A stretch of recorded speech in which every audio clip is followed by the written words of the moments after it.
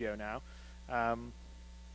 Okay, we're ready now. So let's switch over to the computer feed. Let's go. You want to go? So what we're going to show you is kind of a little idea of what the gameplay is going to be like without the CryEngine streaming issues.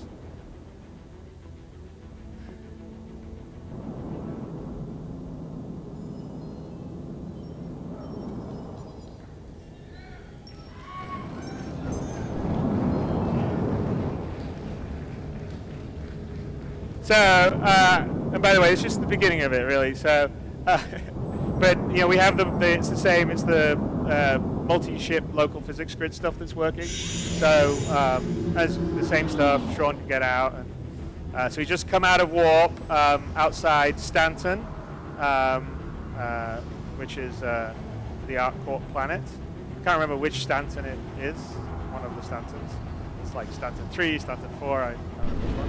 Dave Haddock was here, he'd be able to tell me. But are you here, Dave? I'm sure he was up editing the opening montage, so I think he may actually be sleeping right now. But you know, as Paul said, and this is our cargo base that we have inside our constellation. But as Paul said, you know, this is one of the things that we quite think is great, is that we can fly around in the whole environment and then work around in our ship while our ship's flying around. And the prototype we wanted to do was really sort of show you sort of a very early prototype in engine of what it's going to be like when we land on a planet. So do we want to ask for permission when you get a chance? Sure. All right. Got to sit down. Okay, you can only ask for landing permission when you sit down. ArcCorp Tower, this is commercial vessel Calypso requesting EDL assistance. Thank you for contacting landing audio down? control. I heard the Entry, it's like low, right? and Can we landing pull up the audio? initiated. Assuming navigation control.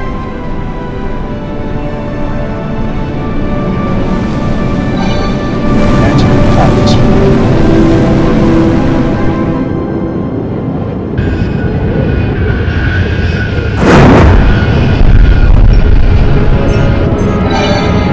Adjusting descent vector in preparation for final approach.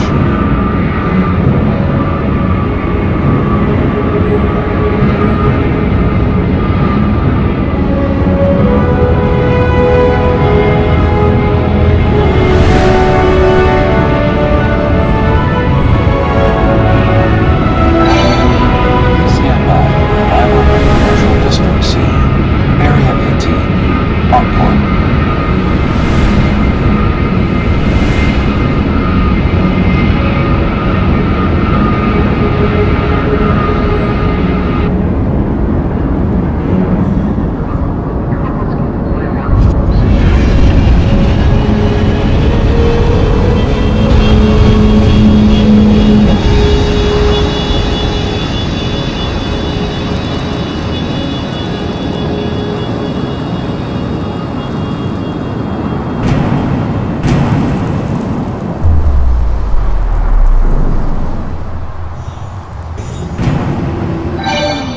Landing complete.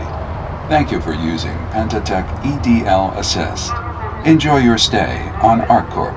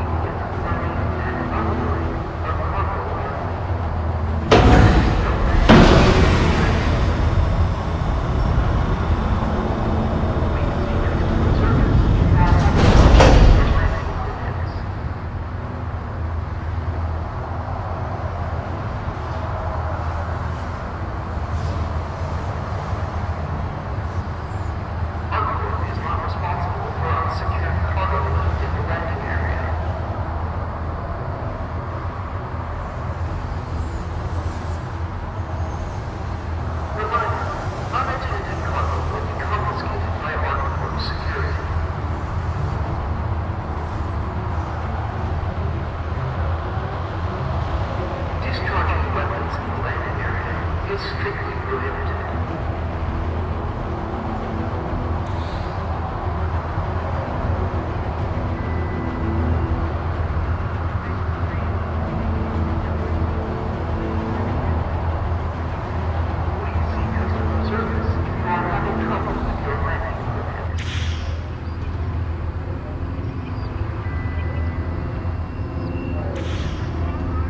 Next.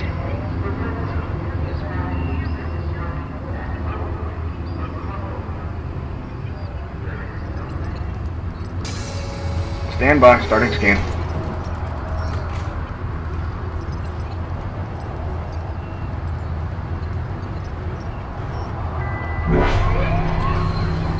By entering Area 18, you agree to abide by all laws and regulations set by ArcCorp and the UEE. Any violation will result in immediate prosecution.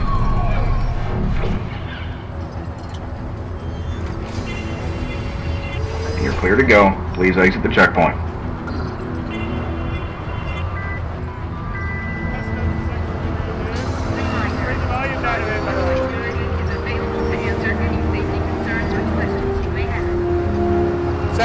Bring the volume down a bit. So we just went through sort of kind of the idea would be you'd be flying in space, you'd be in orbit, you'd request landing. That's all. This was all in engine. We'll do a lot better at the transitions coming down, but it's all going to be seamless. You can walk around, look around in your ship as you land.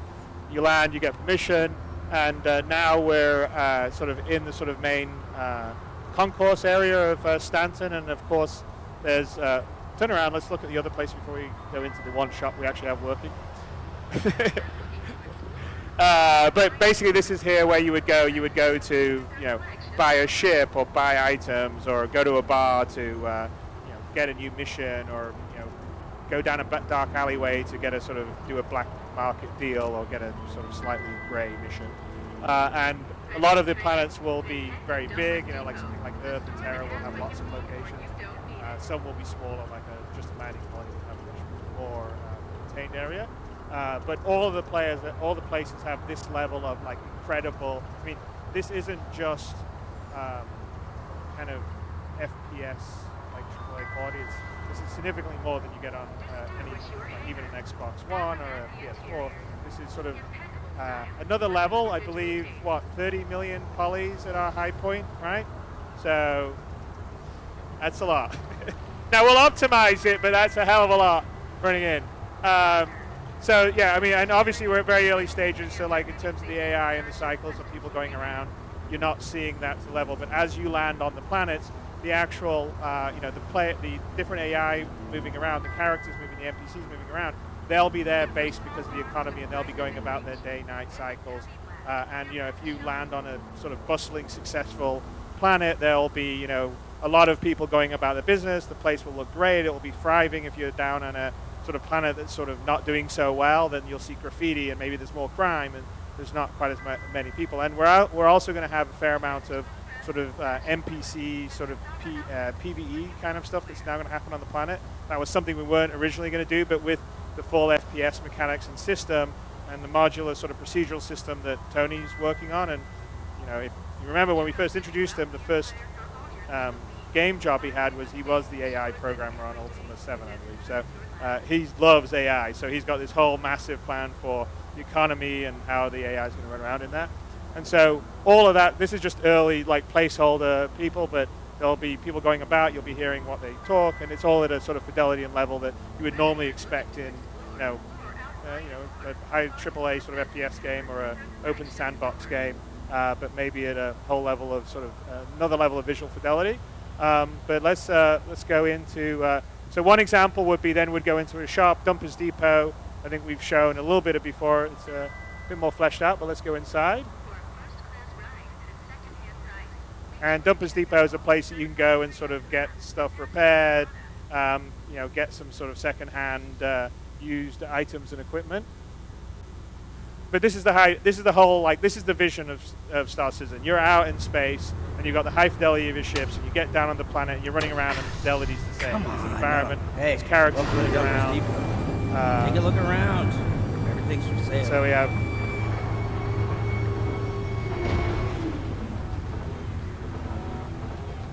And a shopkeeper. So we can't do much beyond this, but soon we will. But this is really to sort of show you the ambition and the scope and the level of detail that we want to deliver the whole universe. And we are designing and building everything so that we will be able to sort of do stuff at this level on a lot of different planets. I mean, it involves some stuff that we'll be talking about going forward. We have this thing which is sort of a modular system we call the tier system. It allows us to have different architecture types and put them together fairly quickly. And so it's sort of a pseudo, like partly design, partly procedural system, which is sort of what Tony was alluding to in the Austin piece that he was doing. And anyway, this was a combination of work by the Austin team and the behavior team who built the ArcCorp landing environment and built this depot. And there you go. So I hope you like that. It's kind of...